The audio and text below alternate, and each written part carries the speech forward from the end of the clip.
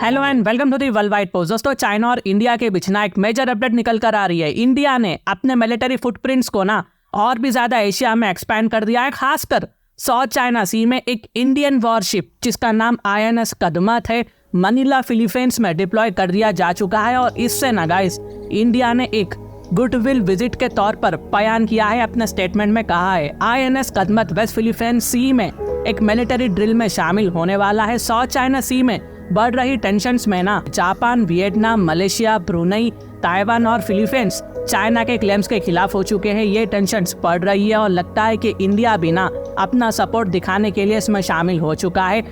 इससे हमारे diplomatic relationship में ना खास तौर पर फिलीपींस के साथ और भी ज्यादा मजबूत हो सकते हैं।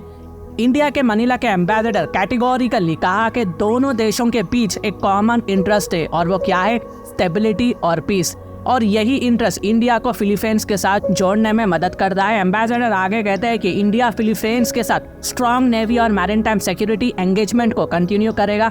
सिर्फ फिलीपींस के साथ नहीं बल्कि वियतनाम के साथ भी। जी हाँ, इस वीक में हनोई में एक मिलिट्री ड्रिल का आरंभ हुआ है जिसमें इंडिया के 45 ऑफिसर्स शामिल हैं। और ये एक ट्रेंड को हाईलाइट करता है जिसमें इंडिया अपने मिलिट्री एंगेजमेंट्स को बढ़ा रहा है, खासकर साउथ चाइना सी के मुद्दों पर चाइना के मूव्स का जवाब देते हुए।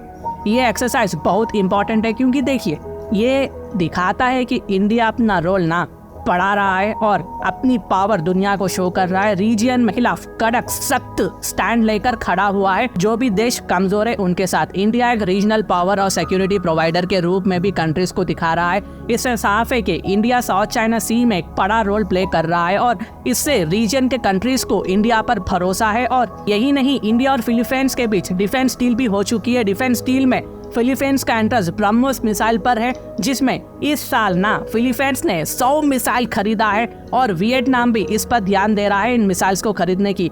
वियतनाम ने इंडिया फ्रिगेट्स में इन्वेस्ट किया है जिसका पहला हिस्सा जून में मिला था।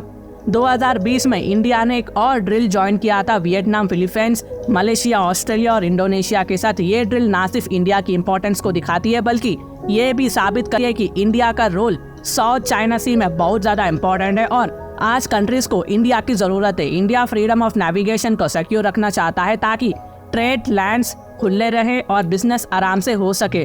और इंडिया ये भी बात को ध्यान दे रहा है कि इंपॉर्टेंट मिनरल्स और नेचुरल रिसोर्सेज जैसे तेल और गैस भी सिक्योर रहे यहाँ पर।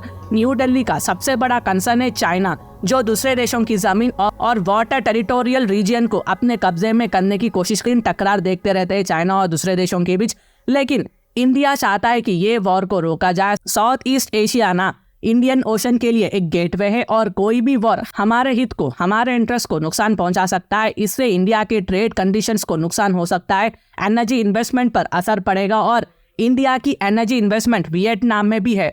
तो इसलिए भी इंडिया यहाँ पर इतना अपना कंट्रोल रख रहा है। तो इंडिया यहाँ पर जितना हो सके रीजन को सिक्योर रखने की कोशिश कर रहा है और चाइना को अपने लिमिट में रहने के लिए मजबूर कर रहा है। इंडिया एक ऐसा अकेला देश है दोस्तों, और यूनाइटेड स्टेट्स को भी इंडिया की जरूरत पड़ने ही वाली है। तो देखोगा कि फ्यूचर में क्या होगा। और मेरी वीडियो अगर इन्फॉर्मेटिव देखे, thank for watching, thank you for listening, God bless you all.